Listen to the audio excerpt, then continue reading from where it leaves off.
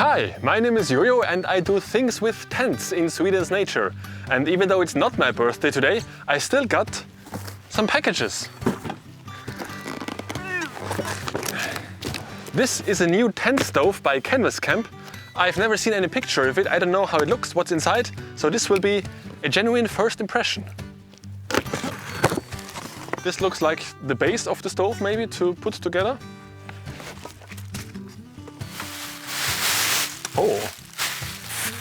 Oh, I really like that there's a huge glass window. That's really great. There on the back side is the exit. So it's one big door that opens all the way. Okay, and that's the set for the flue. In black even, very nice touch. So we have 1, 2, 3, 4, 5. One corner, and this looks like the top. So on the inside there's on the bottom and on the lower side of the back wall there are these fireproof stones. I mean, all stones are fireproof, but these specific stones for stoves, you know. It's from the weight, it says 24.5 kilo, so you can lift it by yourself, that's easy. This looks very much like a grill that you can put in here. It's best if you put it in the correct way.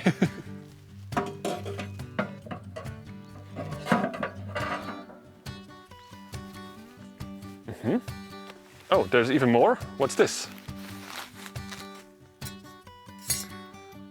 Huh.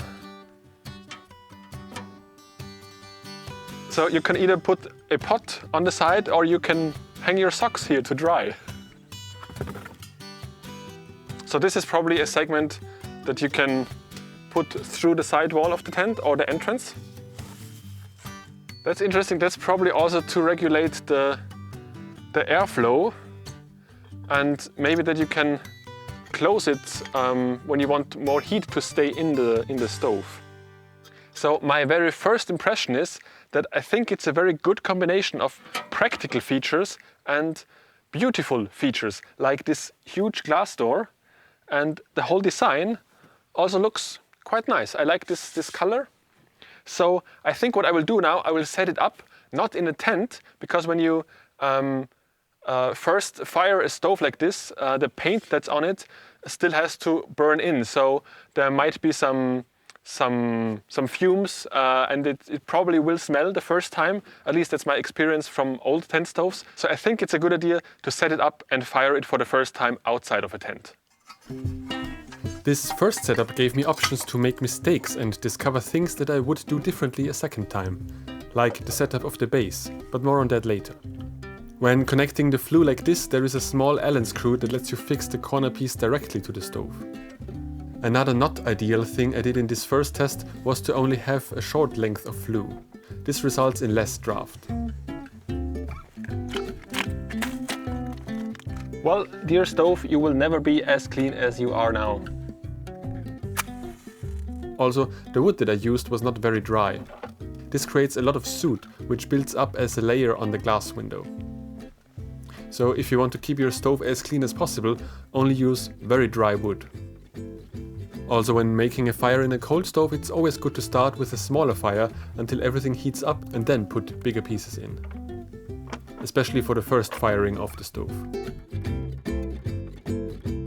But the biggest mistake that I made was to have the valve here shut.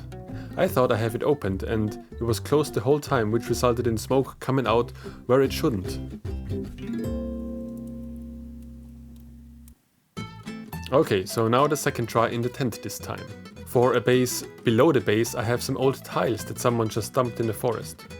I can recommend using something like this, maybe a metal sheet or a wooden plate, that in case some burning wood should fall out, it doesn't ruin the tent floor. For the stove base, there is only one possibility on how to slide those plates into each other. But in my first try, I put the stove on top with this little ledge in front. I thought that's used as a guard for the ashes to fall out, but it is actually intended to put it all the way to the front, so that it's then centered on the base. It took me some time to figure out how to put on this cotton protector. It has two sides, one of them is a little bigger than the other, just enough so that it slides with a very tight fit onto the other segments. When you push it on, make sure that you protect your hands, because that's a very sharp edge there.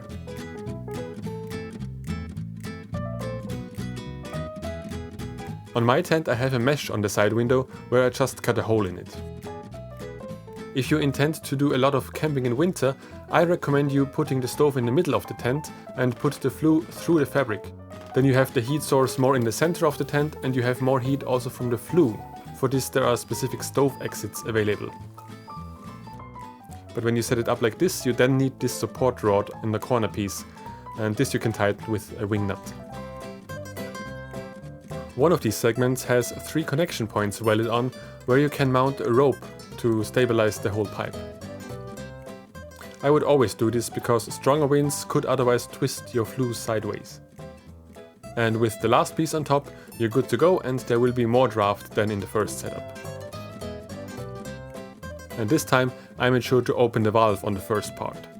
For the air intake I found the best mode to have the top ones open mostly all the way and start regulating with the lower ones. When you have the lower ones closed, then you can start closing the ones on top as well. But when you put new wood in and want to reignite a dying fire, the bottom air intakes serve with the best draft in that case. But it's just a matter of experimentation and it will take you a little time to figure out what works best depending on the wood, the outside temperature, the flue length and all of these factors. When the weather is not very inviting for outside adventures, it's nice when you can have it warm in the tent and make some dinner. You can regulate the heat with the amount of wood you use and the regulation of the airflow. In this case I just simply boiled some pasta, which was done in a couple of minutes like on a normal kitchen stove at home. And from home I also took a frozen burger and tried to grill it on the grill plate. For this it's good to have some gloves so that you can take out the grill, and you should also have some skills in flipping burgers, which I'm clearly lacking. Oh no! For this I think it's best to not have a burning fire but only have glowing ember left. And after a couple of minutes the fake meat was done as well.